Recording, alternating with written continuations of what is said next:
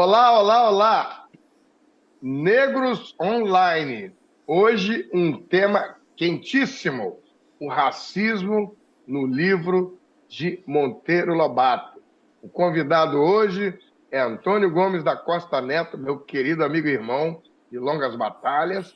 Mas antes da gente começar a entrar nesse tema de hoje, você se inscreve aqui no canal da TV Zumbi dos Palmares.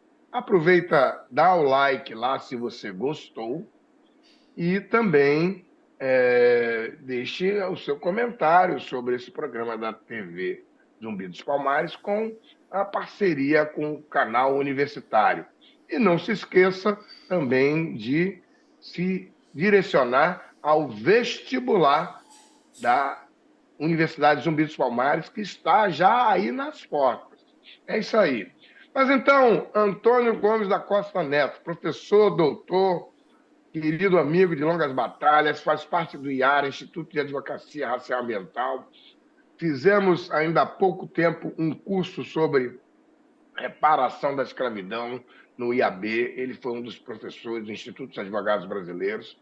E é com muita alegria que eu passo as primeiras palavras para o Antônio falar, antes de entrar na polêmica, falar um pouquinho de quem é Antônio Gomes da Costa Neto.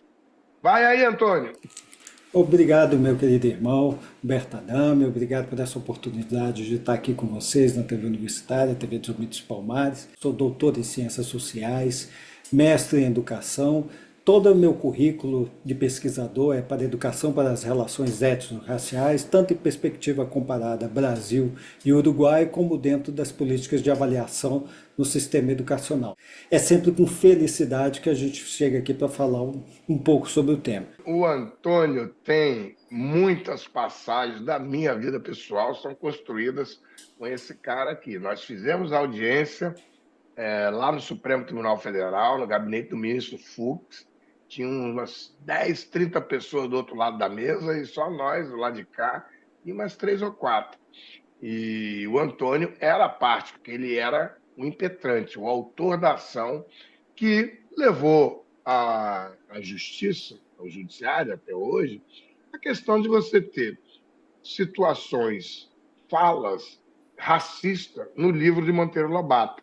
E ele entendeu que isso afrontava um programa chamado A Biblioteca na Escola, e que precisava ter uma nota de explicação, porque o livro foi escrito lá em 1930, e que esse livro não poderia ir para a sala de aula sem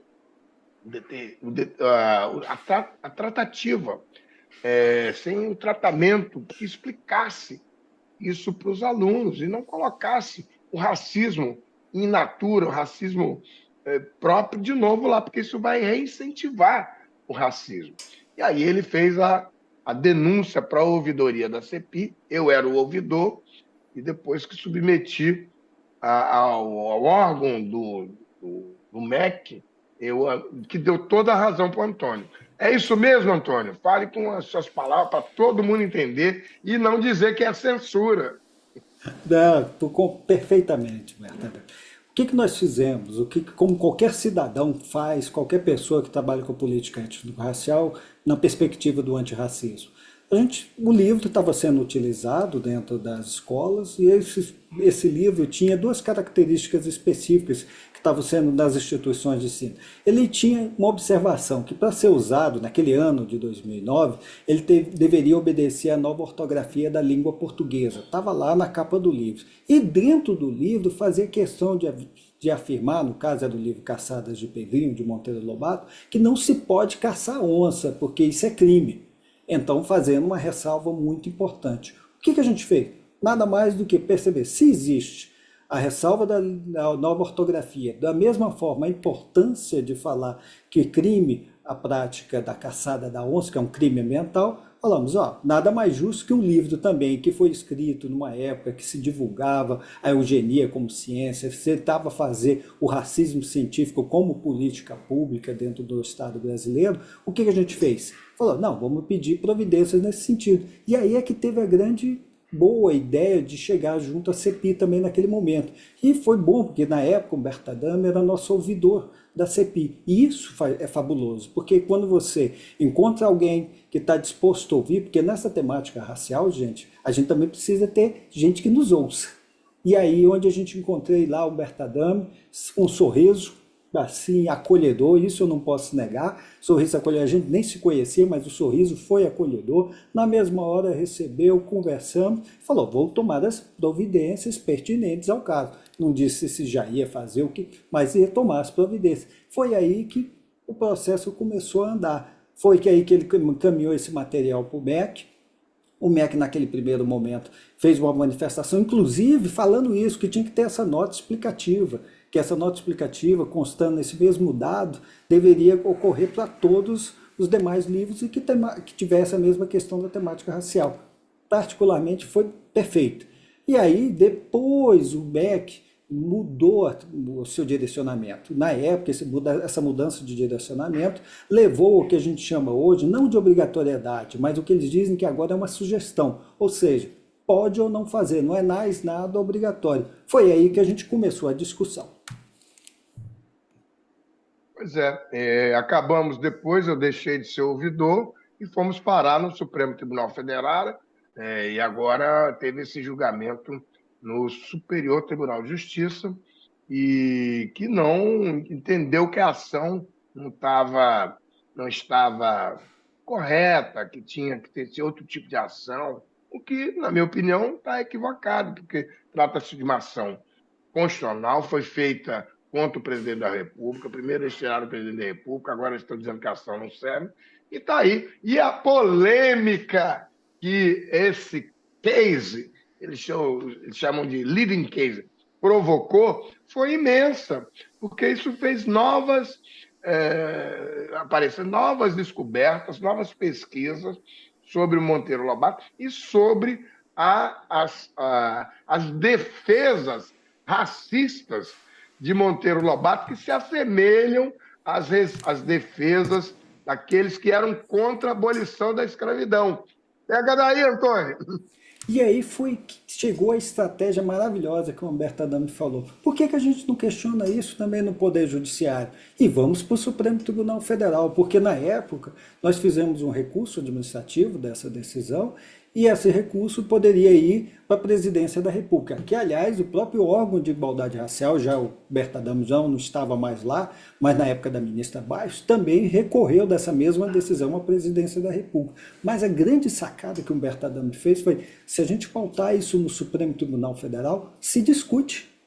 É aí que foi fabuloso o momento em que, quando se leva para o Supremo Tribunal Federal, é convocada uma audiência. E essa audiência tem como função, como princípio, como ideia, discutir o que se prevalece, a liberdade de expressão ou o antirracismo. E, ao mesmo tempo, é o que o Humberto Adamo acabou de falar, levantou-se toda a polêmica, toda a discussão, ou seja, a ação ali, naquele momento, já estava sendo perfeita na sua forma e na sua maneira de atuar. Diga lá, Humberto. Bem, eu acho que é um caso que vem sendo estudado pelas repercussões, teses de mestrado e doutorado, né, que são citados, sempre omitem o nome do Antônio. Falam do Instituto de Advocacia Racial e Ambiental, ou não falam nada, e citam aqueles que são contrários. E a gente vem andando nesse passo aí há 14 anos. Esse grande momento do gabinete do ministro Fux, que fez uma outra coisa muito inédita, que foi uma audiência de conciliação que você normalmente tem na vara de primeira instância, no juizado de pequenas causas, uma audiência de conciliação no gabinete do ministro do Supremo Tribunal Federal. Não foi nem numa sala de sessões, foi no gabinete. E aquilo provocou uma repercussão danada. Tem uma foto interessante, que sou eu e o Antônio, com uns 50 jornalistas em volta, e todo mundo contra. Como querem e ousam ir contra Monteiro Lobato? Teve um abaixo-assinado da Academia Brasileira de Letras contra o Antônio, né? Tem mais, o Ziraldo também foi contra, Caetano Veloso, teve uma marchinha de um bloco. Conta aí, Antônio. Isso, e essa repercussão todinha foi fundamental, porque foi a partir disso que se pesquisadores foram lembrados, por exemplo, já que o Adamo falou de pesquisa, a doutora Pietra Diwan, o pesquisador Thales Raoni, nós vamos ter também uma tese de doutorado da doutora Poliana Rodrigues, professora lá da Universidade Federal do Piauí, que foi a única professora e a única pesquisa que estudou o caso do começo ao fim, durante todo esse processo, ou seja, tudo que a gente estava repercutindo, tudo que a gente estava falando nessa tese de doutorado, ela trouxe essas informações. E foi muito bom, porque a partir daí também acharam as cartas do Monteiro Lobato, reconheceram a sua participação dentro da Sociedade Eugênica como seu tipógrafo lá da época, em que ele estava dentro da sociedade, participando, atuando, na, vamos dizer, ele estava compactuando nesse sentido, porque ele acabava divulgando a sua teoria por meio daqueles episódios. E assim a gente vai recepcionando tudo isso. E nesse sentido, foi muito importante a discussão, porque você trouxe à tona tudo isso que estava escondido. Ninguém falava disso, ninguém comentava sobre isso. E qualquer pesquisador de relações étnico-raciais tinha conhecimento disso há muito tempo. A diferença é que o mandado de segurança, a forma que foi utilizada, trazer isso para o Supremo Tribunal Federal, foi importantíssimo para que a gente chegasse nessa repercussão de nível nacional. E ainda ficou muita gente com raiva, porque como autoridades coatoras apontadas pelo impetrante Antônio Gomes do Instituto de Advocacia Racial e Ambiental, eu fui advogado dos dois, nós colocamos toda a cadeia, né? Do presidente da República, o ministro da Educação, que na época era o Haddad, depois veio os secretários do Ministério da Educação, os conselheiros do Conselho Nacional de Educação e a própria ouvidoria da CEPI. Embora a ouvidoria da CEPI tenha recorrido da decisão do ministro Haddad pela decisão da ministra falecida Luísa Barros, com quem eu trabalhei uns 3 meses lá. Foram 3 ministros, o Edson Santos, o Eloy Ferreira, e que é também participante aqui do canal, e a Luísa Barros. Mas isso fomentou toda essa discussão, e uma coisa que você falou, que foi a descoberta da sociedade eugênica, de trechos das cartas do Monteiro Lobato, falando que era a Samácio Pardo Cinzenta, que se dirige pelos subúrbios da central do Brasil ao fim do dia e volta no dia seguinte, e que deveria, e lamentava não ter um instrumento como tinha nos Estados Unidos, que era a Ku Klux Klan. E a Ku Klux Klan, o que ela fazia nos Estados Unidos? Ela pendurava os negros pelo pescoço lá, aquele pessoal com aquele lençol branco, e era isso que ele dizia que faltava no Brasil. Agora, a cara de pau dessa gente que se diz de direitos humanos, que fala dessas defesas todas, e vem depois dizer que esse lugar guardado aos negros nessa discussão deveria continuar no Brasil. Eles só mudaram um pouco quando foram descobertos nessa questão da eugenia, e que aí tocou na eugenia que era praticada por aqueles que eram os detratores, né, os opressores da comunidade judaica lá no Terceiro Reich. Né? É isso mesmo, professor Dr. Antônio Gomes, da Costa Sim, Neto?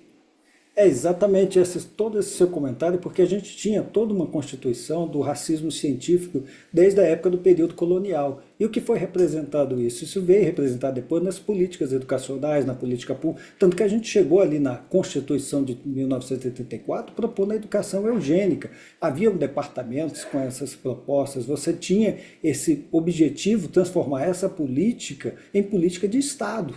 Isso era uma política de Estado e ela teve sua continuidade, só não foi maior e não se ampliou em função dessa Segunda Guerra Mundial, que demonstrou essa realidade dessa política eugênica. E, aliás, era uma política mundial, que era explícita, era aplicada nos diversos países, não havia dificuldade em perceber isso. E toda essa nossa discussão, todo esse problema, todo o cerne disso, é porque a gente está demonstrando que existiam apoiadores, incentivadores, as pessoas que estavam juntos dentro dessa proposta política, que era transformar isso numa política de Estado. Então, ninguém estava fora desse contexto social do período. E as pessoas hoje em dia reconhecem que essa informação, essa necessidade de conhecer esse passado, essa realidade racista do país, deve ser desconstruída. E a gente não pode deixar de falar que ela existe. E a questão do livro foi muito importante, porque você pega os mesmos trechos, a mesma forma de escrita, a exceção hoje da nova ortografia da língua portuguesa, é o mesmo texto repetido durante 80 anos. E aí como é que a gente fica? Como é que a gente faz? A gente precisa desconstruir. E ao mesmo tempo eu volto numa discussão que a gente teve na época do livro. Se você pegasse, seria o primeiro livro na história do país a que seria obrigado a trabalhar antirracismo. Seria a primeira vez na história que você teria um livro obrigatório para trabalhar antirracismo, que ia ter que contar toda a história. E aí é que é a grande dificuldade. Imagina a capilaridade desse livro no país todo. Todo mundo que pegasse ele dentro de uma instituição de ensino e falasse: esse autor eu serei obrigado a trabalhar antirracismo. Nenhum outro teria essa formato. E aí onde se perdeu a grande oportunidade nesse momento. Mas e agora, Antônio? O Não, e aí, STJ publicou a decisão dele. O que nós vamos fazer? É, STJ é uma coisa para se pensar mesmo. Vejamos, a própria decisão do STJ, não vou fazer uma análise jurídica, que minha análise é Superior de Tribunal de pesquisador. Justiça, Justiça, né? Superior Tribunal de Justiça, para quem não estiver entendendo, prossegue, por favor. Eu sou pesquisador. O pesquisador ele faz uma análise a partir do texto, do que está escrito. Quando você, aí eu acho interessante que para mim ali, quando eu leio, parece até que eles não leram o processo, porque quando ele fala assim, a parte não tem interesse, ele fala que como cidadão eu não tinha interesse na causa. Eu pergunto, quando você bota lá no acordo, quando você faz a leitura, está dizendo assim, a própria decisão que eles se amparam é do Conselho Nacional da Educação, que fala, comunique ao denunciante, que o denunciante sou eu. Então, como é que eles não viram isso? Então, é uma percepção que a gente precisa ver que o processo, apesar de tudo, ainda tem dificuldade da gente levar o tema. Mas volto a insistir, ele foi grandioso, porque, como o Bertadão falou, fizemos uma audiência, aliás, audiência pública em mandato de segurança. Isso é uma novidade para quem é estudante de direito. Isso não se vê em qualquer momento. Então você teve uma No audiência no Supremo Tribunal Supremo Tribunal Federal. Federal. E você tinha todo um staff lá dentro. Então você teve todo aquele grupo lá dentro para fazer uma discussão sobre esse tema. Isso foi fabuloso. A ação judicial ela teve êxito a partir desse momento da audiência. E o êxito do debate foi muito mais longo, porque quando você pega a associação de imprensa, você vai descobrir numa das pesquisas, isso inclusive eu estou falando, está lá na pesquisa da professora Poliana Rodrigues, na tese de doutorado dela, ela falando que foi o terceiro maior caso da discussão étnico-racial do Brasil. Percebe a grandeza que a gente ia chegar nisso. E aí, eu acho que o momento agora é a gente transformar isso mesmo em discussão ampliada, que você vai para outros espaços, porque o judiciário já está se esgotando. O judiciário, na minha leitura, é um momento agora que se esgotou. Agora é você para o palco de corte interamericana para divulgar a situação, é você trabalhar com publicações científicas para mostrar essa realidade, é você ampliar a discussão. E isso, nesse momento, está faltando ainda discussão. Veja que ainda poucos os casos que estão sendo divulgados sobre o tema. Mas é uma das prerrogativas que você tem, não é prerrogativa, das necessidades que você tem para esses casos internacionais, é esgotar completamente a instância judicial no Brasil. E aí a gente tem que debater sobre os recursos extraordinários e recurso especial. Recurso especial não. Na verdade, como é apelação, né? É um recurso extraordinário. O Supremo, porque ele é a instância, ele começa agora no STJ, então ele vai como recurso ordinário para o Supremo Tribunal Federal. E aí ele vai ter que ser negado.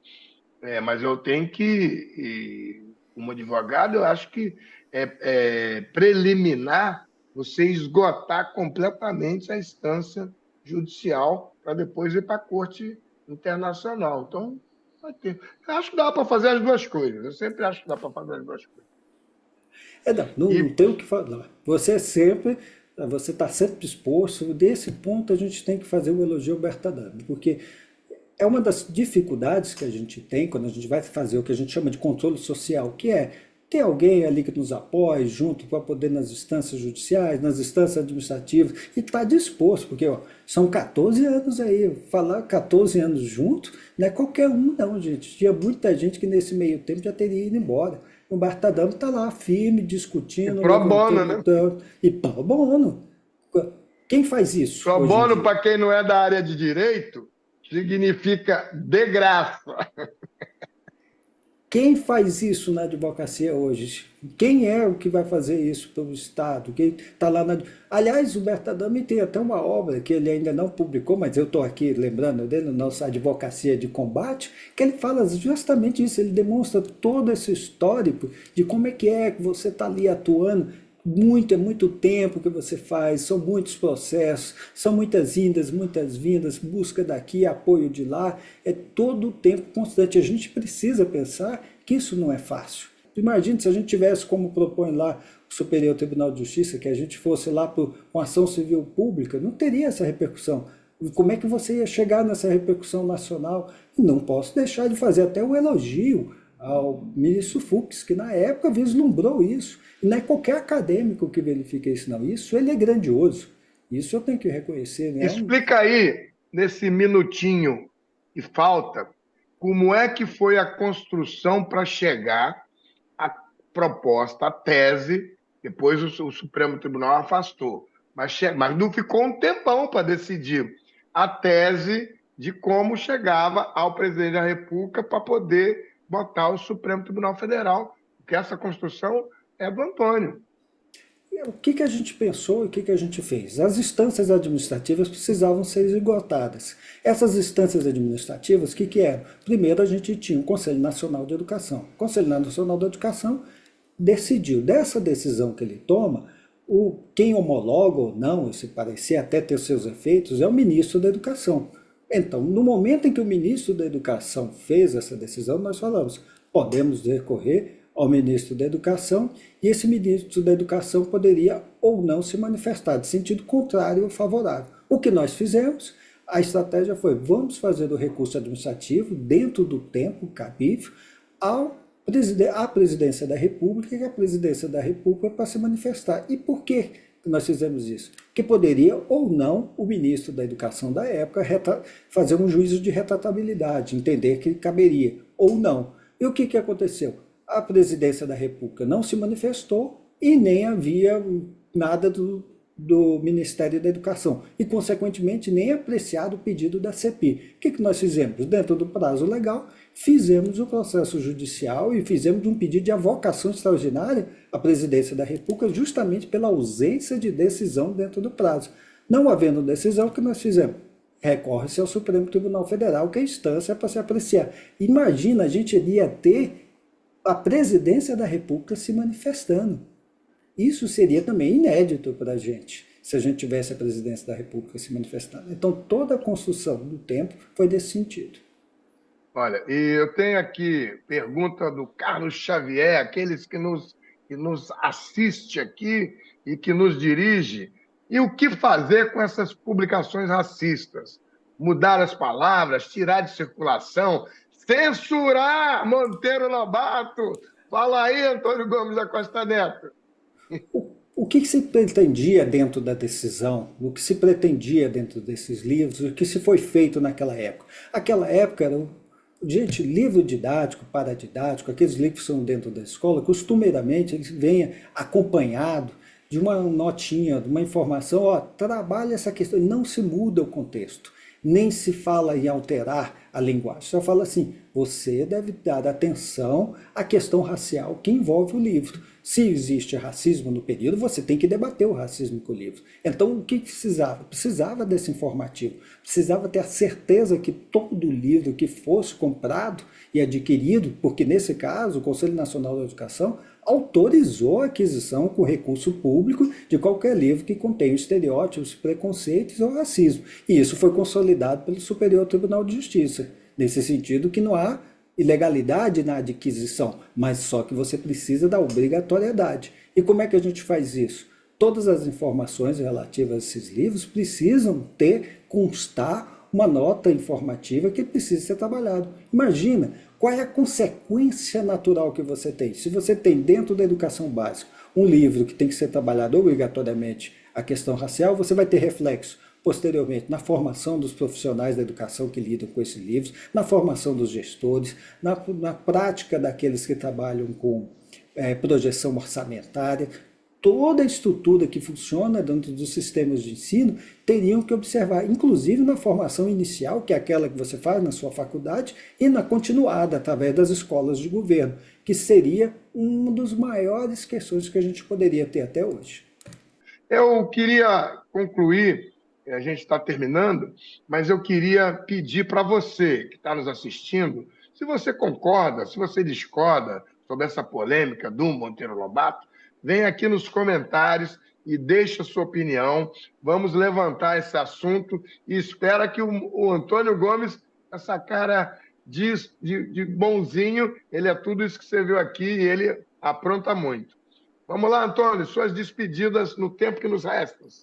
Só tenho que agradecer essa oportunidade, e lembrando que a Faculdade Zumbi sempre também foi nossa parceira como litisconsórcio naquele processo. Então, Ah, é? esse companheirismo também foi muito importante da Faculdade Zumbi, como o Instituto Nizinga e a Educaf naquele período que nos apoiaram também. Então, assim, deixo aqui meu registro e elogio para todos esses parceiros. É lógico, o nosso querido afro-reitor Zé Vicente e Graça, lá, Graça Santos de Brasília. Acabou o tempo! E a gente vai embora, deixando um abraço para vocês. Tchau!